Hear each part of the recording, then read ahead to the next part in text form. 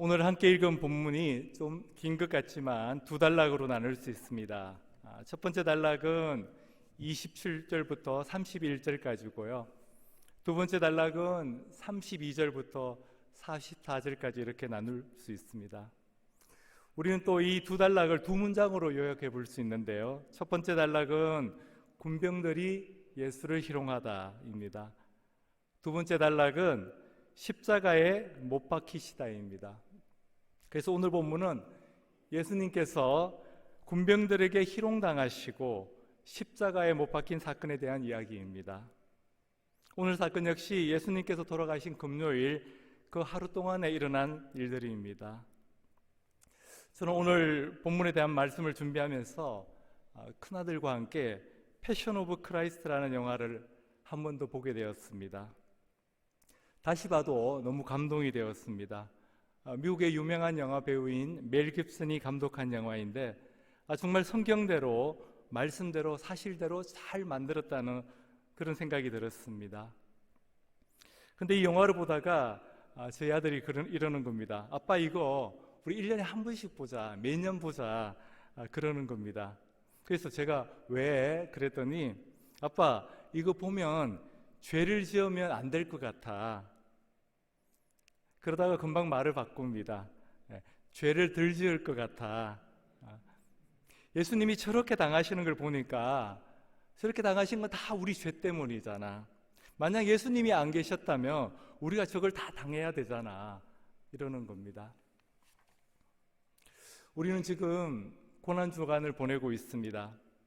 진정으로 우리의 죄 때문에 예수님이 고통을 당하시고 예수님이 우리의 죄 때문에 수치와 모욕을 당하시고 십자가에 달리셔서 물과 피를 다 쏟으시고 돌아가셨다는 게 진정 믿어지십니까, 여러분?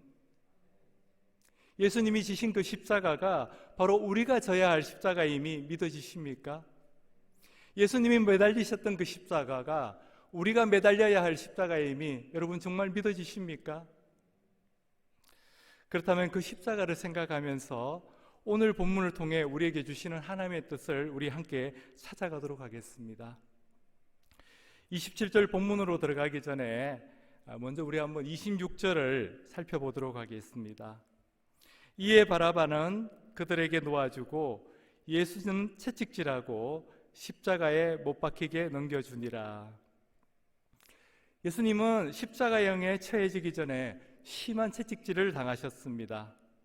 당시 채찍은 끝에 뼈 조각이나 쇠 조각이 붙어 있어서 이렇게 한번 내려치게 되면 살이 찢어지고 살이 떨어져 나가면서 그 안에 있는 뼈가 드러날 정도로 심한 고통을 줬다고 합니다.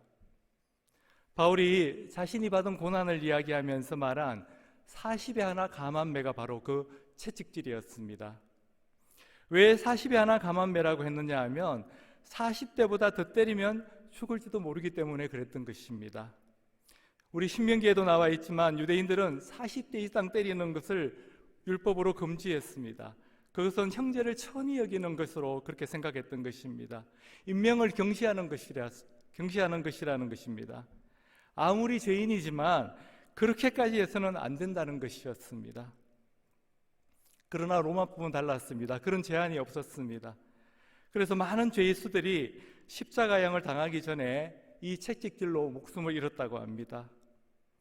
예수님은 그런 채찍질을 우리가 본문 32절을 통해서도 알 수 있지만 도저히 그럴 수 없을 정도로 맞으셨던 것입니다. 군인들은 그런 예수님을 총독관제로 데리고 와서는 예수님에게 홍포를 입히고 또 왕관을 상징하는 가시관을 세우고 왕의 지붕 호를 상징하는 갈대를 들리고 예수님 앞에 무릎을 꿇고는 유대인의 왕이여 평안할지어다, 원어대로 말하면 유대인의 왕 만세라고 놀리면서 조롱하면서 외쳤습니다. 수백 명의 로마 군인들이 보는 앞에서 이러고도 네가 정말 유대인의 왕이냐고 놀리는 것이었습니다. 조롱하는 것이었습니다. 저는 이 장면을 읽다가 이런 생각이 났습니다. 예수님이 게세마네 동산에서 잡히실 때 성격 급한 베드로가 칼을 빼어서 대제사장의 종 말고의 귀를 자르게 됩니다. 그때 예수께서 베드로에게 칼을 도로 집어넣으라고 말씀하시면서 너는 내가 지금이라도 하나님께 구하면 12군단도 더 되는 천사들을 보내시게 하실 줄을 모르느냐고 베드로를 혼을 냅니다. 12군단이라면 한 군단이 6,000명이니까 72,000명입니다. 그것도 사람도 아니고 72,000명이나 되는 천사들을 보내신다는 것이었습니다. 그 72,000명이 되는 천사가 지금 이 자리에 내려온다면, 예수님은 지금이라도 능히 이 문제를 해결하고도 남을 능력이 계셨지만 예수님은 그러시지 않으셨습니다. 삼위일체 하나님이신 예수님이 피조물인 군병들에게 모욕을 당하고 갈대로 맞으시고 수치를 당하셨지만 예수님은 그런 모욕과 수치를 그대로 다 받아내셨습니다. 이유는 십자가를 지셔야 했기 때문입니다. 십자가에 달리셔야 했기 때문입니다. 하나님께서 지으신 그 십자가, 유대인들은 자신들이 예수를 십자가에 매달았다고 생각했었지만 그 십자가는 바로 하나님의 계획이었습니다. 우리의 구원을 위한 하나님의 계획이었습니다. 자신이 그 십자가를 지셔야만 우리를 향한 구원의 계획이 완성된다는 것을 예수님은 아셨기에 그 모든 것을 받아내셨던 것입니다. 예수님 또한 우리와 같은 성정을 가지신 인간이셨습니다. 완전한 하나님이셨지만 동시에 인간의 몸을 입고 이 땅에 오셨기 때문에 예수님은 완전한 인간이셨습니다. 그래서 이렇게 기도하시지 않았습니까? 내 아버지여, 만일 할만하시거든 이 잔을 내게서 지나가게 하옵소서.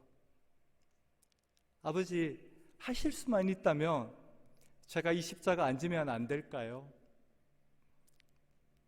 그러나 곧 이렇게 기도하십니다. 그러나 나의 원대로 마옵시고 아버지의 원대로 하옵소서.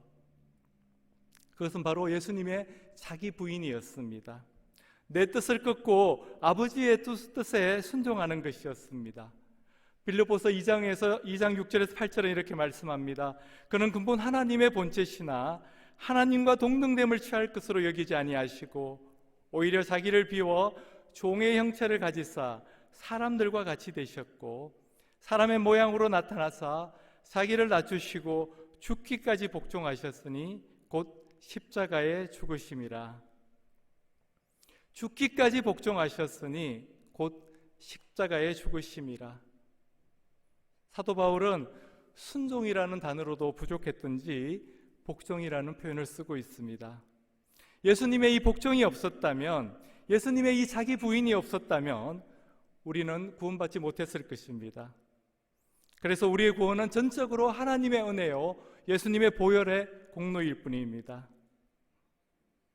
예수님은 이제 사형장인 골고다를 향해서 자신이 매달릴 그 십자가를 지고 그 언덕을 오르시고 계십니다. 요한복음에는 시몬에 대한 이야기가 없지만 공관복음에는 다 같이 이 시몬을 다루고 있습니다. 32절에 나가다가 시몬이라는 구레네 사람을 만나매 그에게 예수의 십자가를 억지로 지워가게 하였더라. 구레네 사람이라고 하는 것으로 봐서 그는 아프리카에서 온 사람이 분명합니다. 그가 왜 그때 그 자리에 있었는지는 모르지만 또 많은 사람들 중에 하필이면 그가 선택되었는지는 모르지만 그날 그는 예수님의 십자가를 대신 지게 되었고 이 사건으로 말미암아 결국 예수님을 따르는 사람이 되었습니다. 로마서 16장에 보면 바울은 그의 동력자들을 한 사람 한 사람 이야기하고 있습니다. 13절에 보면 주 안에서 택하심을 입은 루포와 그의 어머니에게 문안하라. 그의 어머니는 곧 내 어머니니라 하는 말씀이 나옵니다. 주 안에서 택하심을 입은 루포와 그의 어머니라고 하는 것으로 봐 이 가정은 틀림없이 예수님을 믿는 가정이라는 것입니다. 또 32절과 병행 구절인 마가복음 15장 21절에 보면 마침 알렉산더와 루포의 아버지인 구레네 사람 시몬이 시골로부터 와서 지나가는데 그들이 그를 억지로 같이 가게 하여 예수의 십자가를 지우고 하는 구절이 나옵니다. 바울의 동력자 루포의 아버지가 바로 구레네 사람 시몬이었다는 것입니다. 저는 이것을 보고 세상에는 정말 우연이 없구나. 여기 계시는 저와 여러분, 우리가 이 자리에 있는 것은 우연이 아닙니다. 다 하나님의 계획 안에 있다는 것입니다. 그래서 우리 모두는 다 하나님의 계획 안에 있는 자임을 믿으셔야 된다는 것입니다. 시몬이 우연히 진 것 같았지만 그 십자가에도 다 하나님의 계획이 있었다는 것입니다. 시몬이 억지로 간 것 같았지만 그 길에도 다 하나님의 계획이 있었다는 것입니다. 사형장인 골고다에 도착하자 로마 군병들은 예수님을 십자가에 못 박은 후에 그 옷을 다 벗겨서 나누어 가집니다. 요한복음은 그 속옷까지도 취하였다고 말씀하고 있습니다.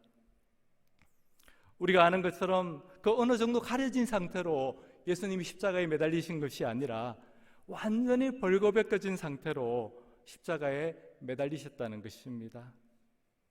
가장 추악하고 파렴치한 범죄를 저질렀거나 아니면 살인이나 반역 같은 중죄인이 받는 형벌이 바로 십자가형이었습니다.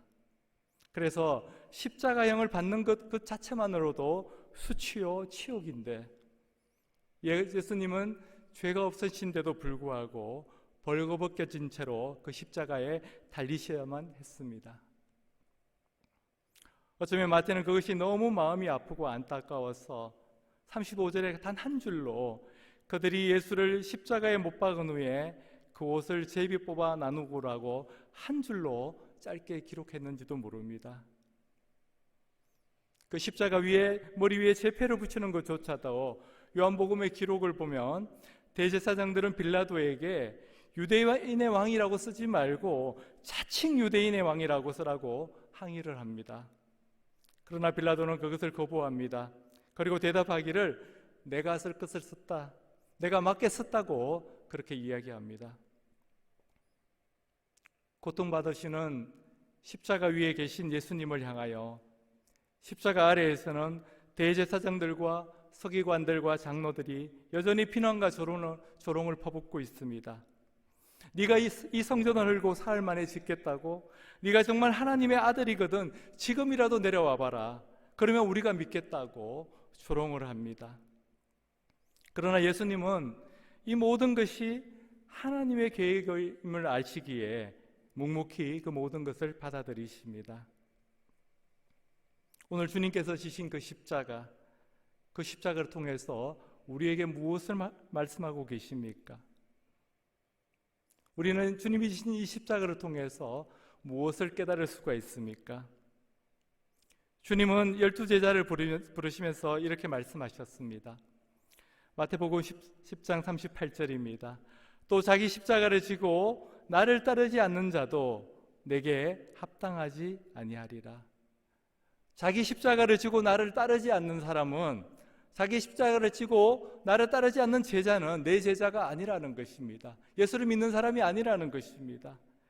그리고 마태복음 16장 24절에 이렇게 이야기합니다. 이에 예수께서 제자들에게 이르시되 누구든지 나를 따라오려거든 자기를 부인하고 자기 십자가를 지고 나를 따를 것이니라. 자기를 부인하고 자기 십자가를 지고 나를 따라오라고 말씀하십니다. 분명히 예수님을 믿는 자들에게 져야 할 자기 십자가가 있다고 말씀하고 계십니다. 그런데 우리는 어떻습니까? 여러분은 자기 십자가를 지고 따르고 계십니까?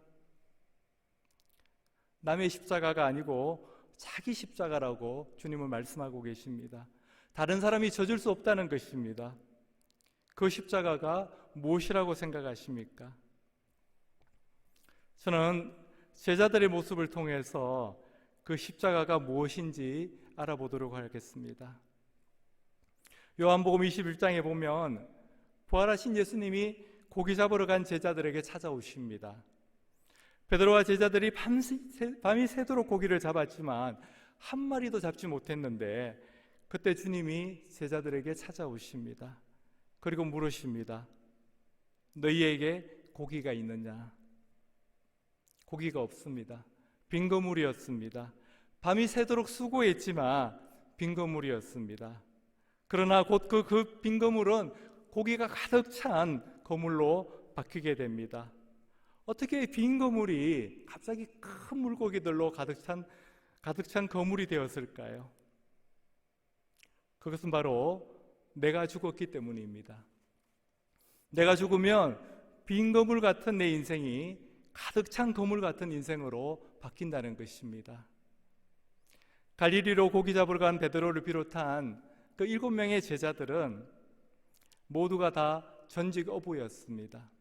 그것도 대를 이어서 어부였습니다. 그 분야에서는 다 전문가였습니다.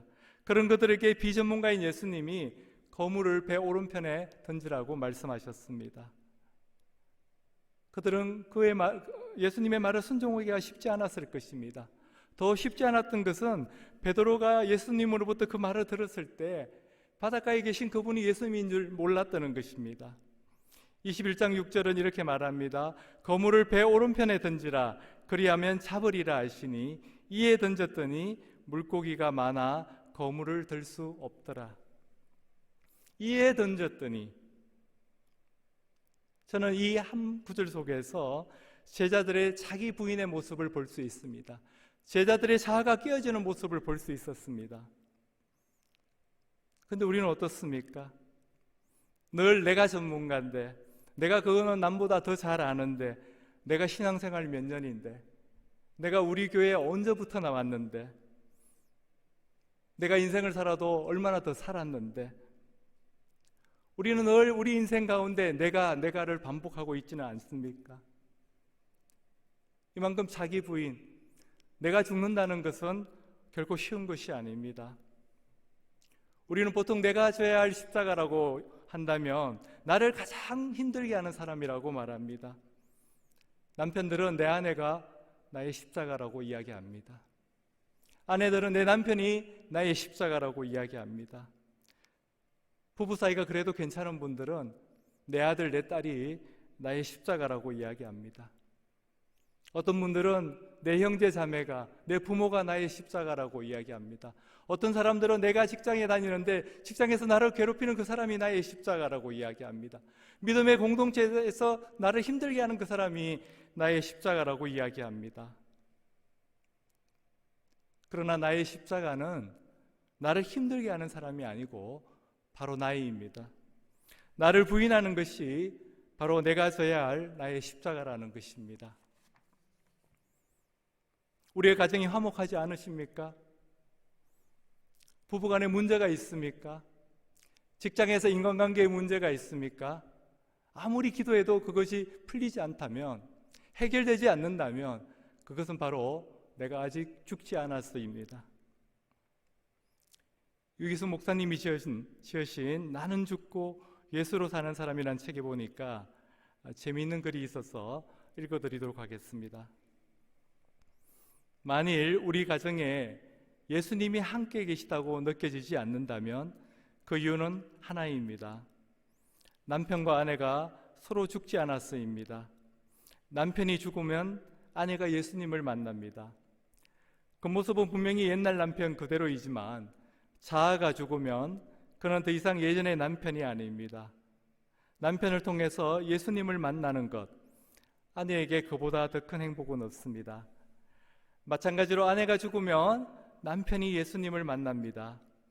교회에 나와서 주님, 내 남편 좀 만나주세요 라고 울부짖으며 기도하는데 집에 가기만 하면 바가지 긁고 온갖 성질 다 부리면 남편은 성난 아내의 모습은 보아도 그 안에 계신 예수님을 볼 도리가 없습니다. 펄펄 살아있는 아내의 자아에 가려 예수님이 보이지 않기 때문입니다. 책은 여기서 그치지 않고 또 자녀의 문제에 대해서도 말씀하고 있는데요. 부모의 가장 큰 바람은 자식이 잘 되는 것입니다. 특별히 믿음을 가진 부모는 내 자녀가 하나님을 만나고 신앙생활을 잘하기를 소망합니다. 아무리 엇박질러도 소용없던 자녀들도 예수님을 만나면 변화됩니다. 그럼 어떻게 해야 자녀가 예수님을 만나도록 할 수 있습니까? 가장 확실한 방법은 부모를 통해 예수님을 만나도록 하는 것입니다. 부모는 죽고 예수님이 살면 됩니다. 부모님의 인격과 삶이 교회와 집에서 판이하게 다를 때 자녀들에게 신앙의 위기가 찾아온다는 것을 명심하십시오. 그런 모습을 볼 때 자녀는 신앙을 가증스러운 것이라고 느끼게 됩니다. 그러나 부모가 자녀들 앞에서 자아가 죽은 모습을 보인다면 비로소 자녀는 부모를 통해 예수님을 만나게 됩니다. 그래서 자녀들의 입에서 이런 고백이 흘러나오게 됩니다. 저는 부모님을 통해서 믿음의 눈을 떴습니다. 저는 부모님을 통해서 예수님을 만났습니다. 저는 정말 우리 모두가 이런 가정이 되길 원합니다. 정말 저는 우리 모두가 이런 가정을 이루어 가기를 원합니다. 남편의 자아가 깨지고, 남편의 자존심이 꺾이고, 남편의 자기중심적인 생각이 깨지고, 남편의 고집이 꺾여지는 것을 보면서 아내는 이제 우리 남편이 죽었구나 이렇게 생각을 한다는 것입니다. 그렇게 변한 남편의 모습을 보고 그 안에 있는 예수님을 닮아가는 그 남편의 모습을 보고 아내는 남편 안에 계신 그 예수님을 만나게 된다는 것입니다. 마찬가지로 아내가 죽으면 남편을 만난다고 말합니다. 그럼 둘 다 죽으면 어떻게 됩니까? 온 가족이 예수님을 만나게 된다는 것입니다. 이 영적 원리가 우리 교회에도, 내가 일하는 일터에도, 내가 속한 모든 공동체에 적용이 된다면 내가 만나는 모든 사람들이 다 예수님을 만나게 될 것입니다. 인간관계의 빈금을 가득 채우는 비결은 바로 내가 죽는 것입니다. 왜냐하면 내가 죽을 때 내 안에 계신 예수 그리스도께서 그 인간관계 가운데 온전히 역사하시기 때문입니다. 우리가 명심해야 될 것은 그 나의 십자가, 내가 죽는 것, 다른 사람이 져줄 수 없다는 것입니다. 저는 오늘 우리 모두에게 나는 죽었습니다 하는 결단이 있기를 바랍니다. 그래서 자기를 부인하고 자기 십자가를 지고 나를 따르라는 이 예수님의 말씀에 순종하는 우리 모두가 되기를 주님의 이름으로 축원합니다.